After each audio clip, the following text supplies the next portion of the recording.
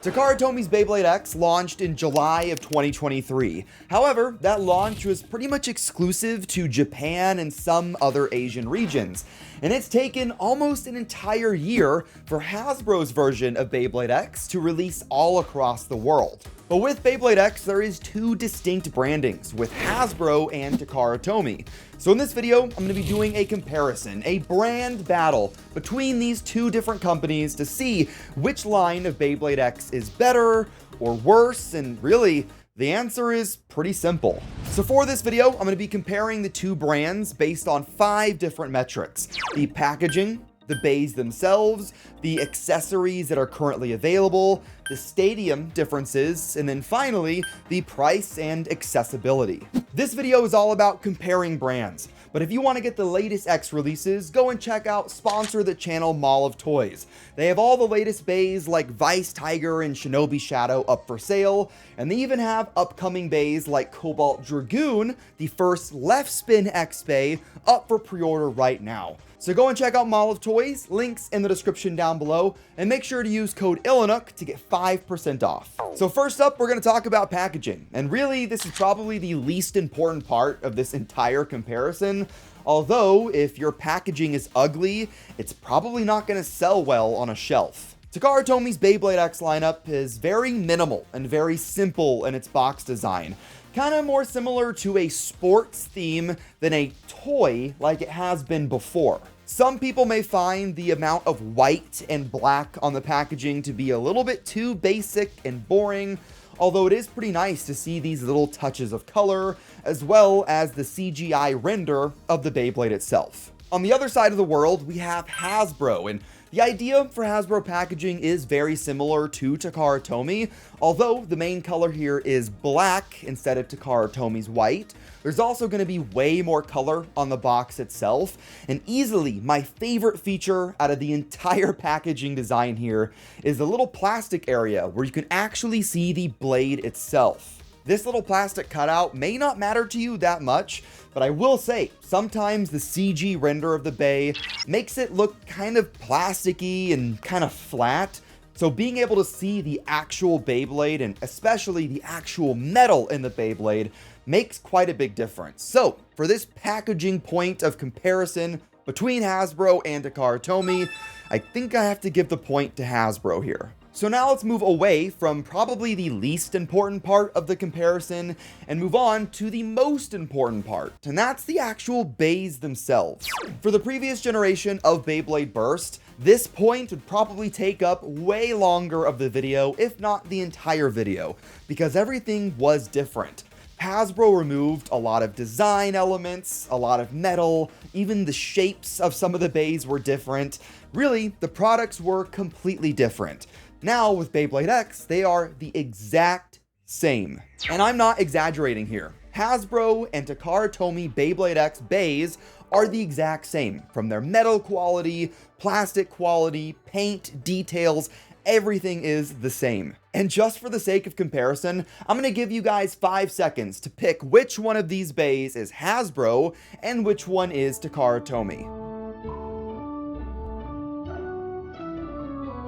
If you said the bay on the left is Hasbro, you'd be right. Although I will say the part wear is definitely different because Hasbro is newer, so that probably gave it away. But as you can see, the bays are the exact same. And because the releases are the same, that means if you have a Takara Tomy and a Hasbro collection, you can mix and match the different parts together, and it's perfectly fine. I think that this cross compatibility between the brands is pretty underrated as of right now, while there's not a lot of Beyblades out.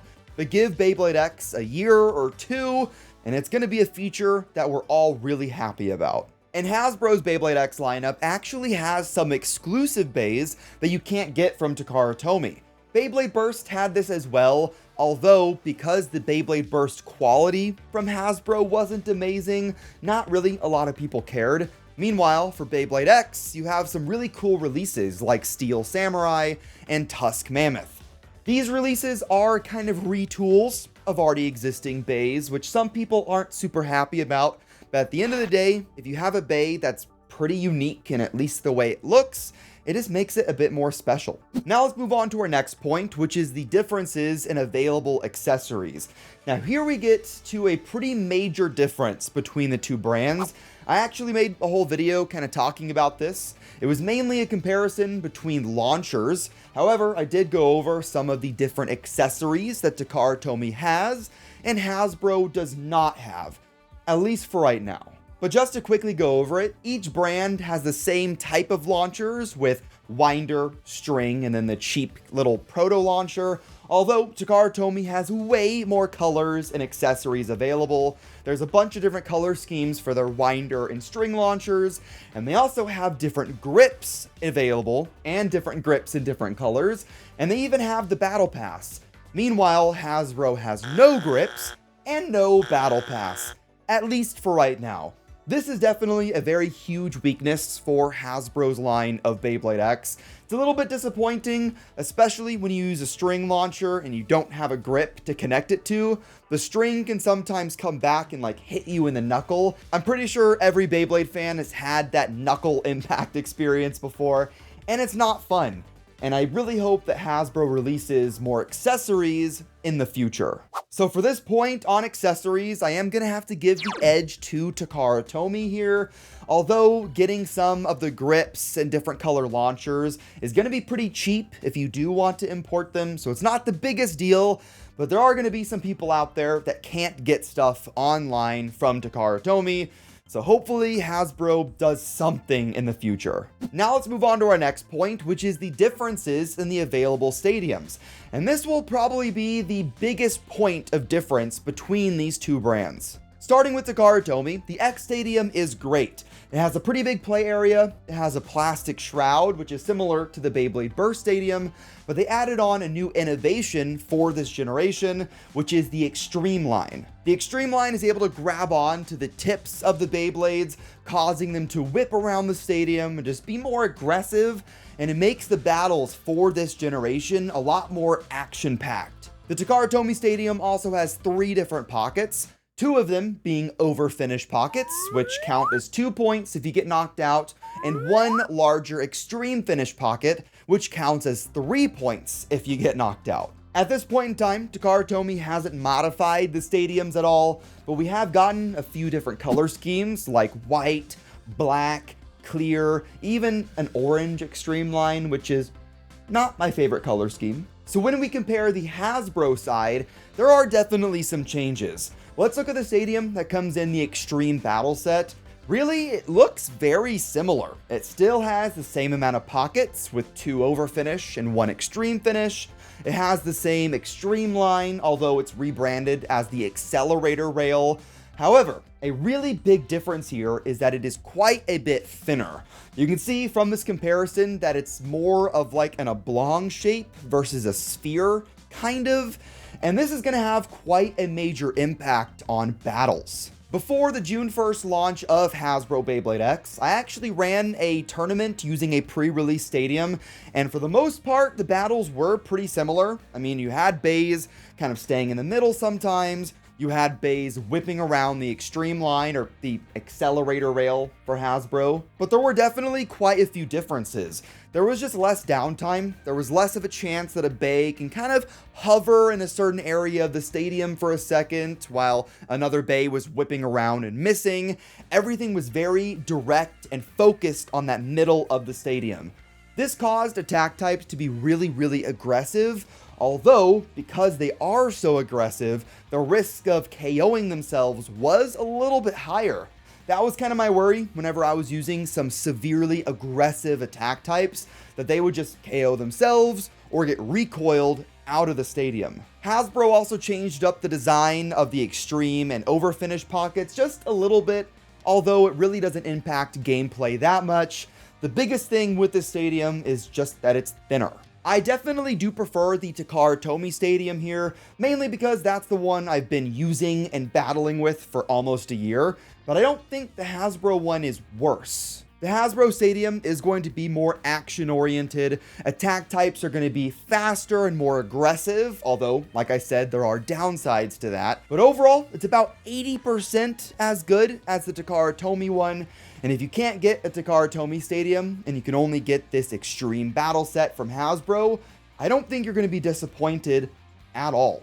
There is one more stadium from Hasbro I have not mentioned yet though, and that is the basic kind of green bucket stadium. I'm sure a lot of you guys are going to have this stadium because it is a lot easier to get and it's less expensive. And this one is worse than the other Hasbro one by almost every single way. The design is kind of odd. They have different pockets, and sometimes bays can get stuck in certain areas.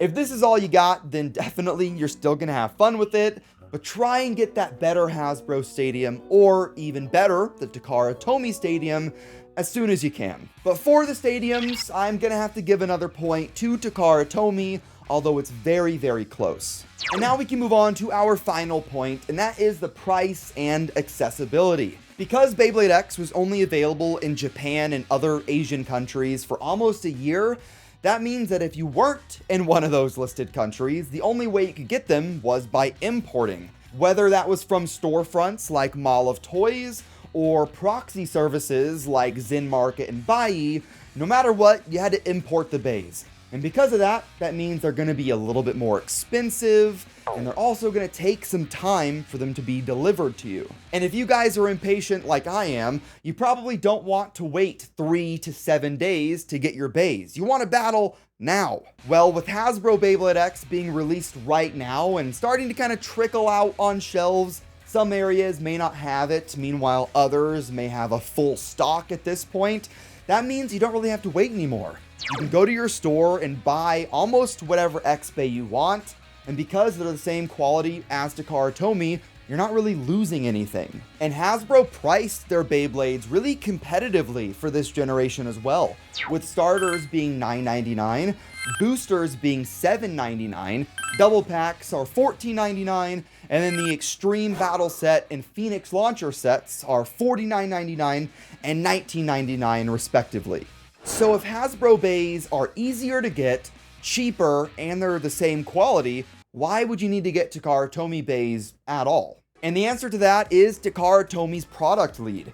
Because Takara Tomy Beyblade X launched in July of 2023, that means that they're about 8 months to a year ahead of Hasbro in terms of what bays are available. So recent Beyblade X releases like Vice Tiger, or even exciting upcoming ones like Cobalt Dragoon, aren't going to see a Hasbro release until probably the end of this year or beyond. If you're okay with waiting 6 months or more for these Hasbro releases, then that's fine.